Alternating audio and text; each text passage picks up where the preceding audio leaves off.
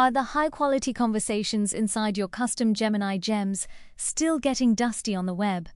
Today, I'll show you how to seamlessly move them into Obsidian with just one click. For example, here is a management consultant gem I use frequently, which has generated a lot of deeply structured reports. What if it's too hard to archive on the web?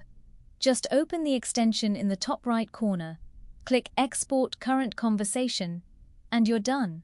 The Markdown file is automatically downloaded.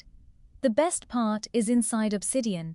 It doesn't just export the text. It comes with a powerful Chats Hub dashboard, which conversation, which gem it came from, the timestamp, and the original link. Everything is neatly organized. Let's open the file we just exported.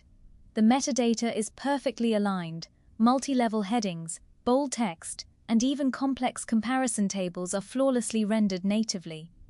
Stop copying and pasting and start building your local AI knowledge base today.